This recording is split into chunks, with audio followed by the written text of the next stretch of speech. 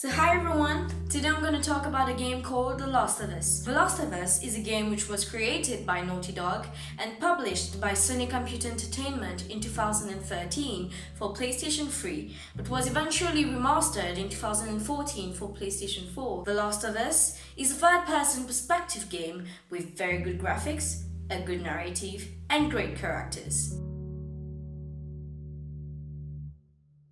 The game first introduces Joel, a random guy living a peaceful life in a small town in Texas. One night, he wakes up and realizes that most of people went berserk and decides to run off. From this very moment, Joel has to try to protect and save those he loves and care about against a mortal fungus infecting each and everyone. Getting the Resident Evil feeling there, right? The craziest detail about this virus is that it actually exists. It normally affects only insects like ants, but the game makers successfully improved and transitioned it to a major threat to mankind. Like, it literally makes you think, what would you do if it ever happened?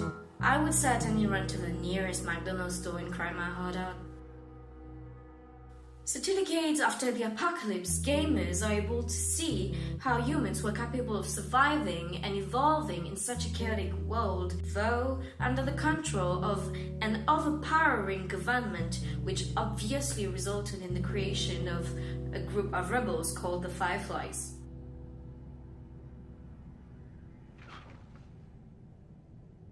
Welcome to the Fireflies. Sorry about that. They didn't know who you were. And Ellie? She's all right. They brought her back.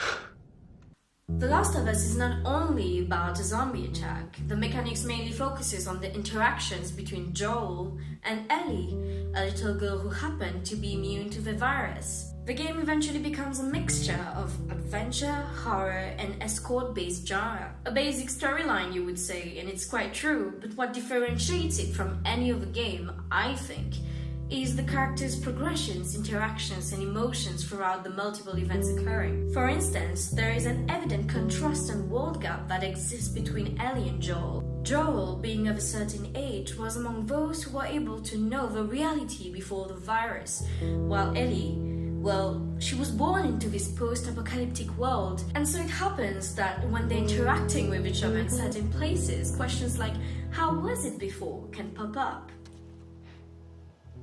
I thought you had plenty of food in your time. Oh, we did. Some just chose not to eat it. Why the hell not? For looks. That's stupid.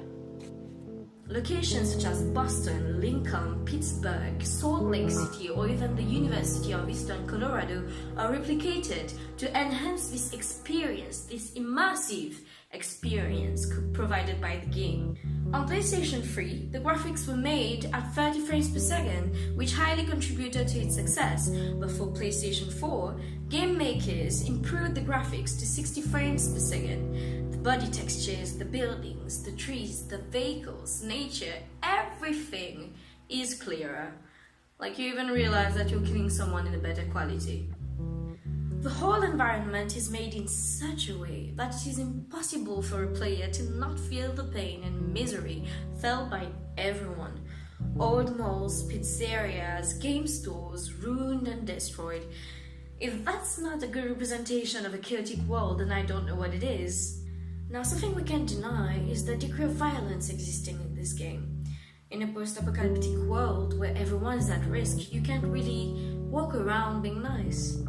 When playing as Joel, you can find yourself fighting brutally against the human or the undead, categorized into 4 stages: runners, stalkers, clickers, and bloaters. Like, it's not enough to be already dead, you have to evolve like a Pokemon. Each of these stages requires a type of weapon or method to be eliminated, which makes it necessary for the characters to improve their skills throughout the gameplay.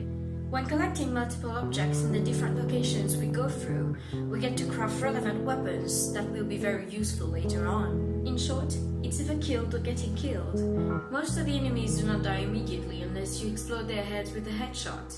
Quite hard to achieve when you know you're stuck in the dark, flooded underground full of dead people ready to jump at you and eat you up, right?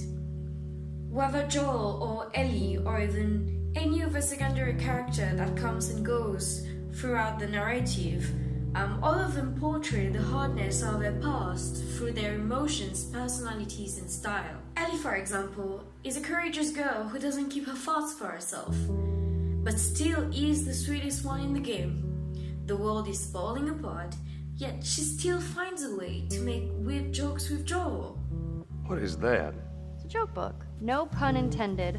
Volume 2 by Will Livingston. Let's keep going. I walked into my sister's room and tripped on a bra. It was a booby trap. Oh, I'm sure your friend will be missing this tonight. It's light on the reading, but it's got some interesting photos. Now, Ellie, that ain't for kids. Whoa!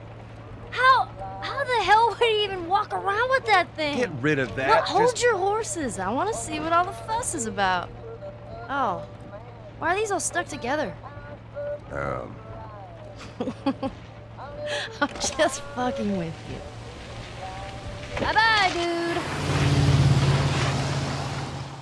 I guess The Last of Us is a must-try for those who wish to experience different kinds of emotions at once. It basically makes you wonder about the extent of how vulnerable humans are. But I suppose the right question to ask is, what are you ready to do to save those you love? To save The Last of Us?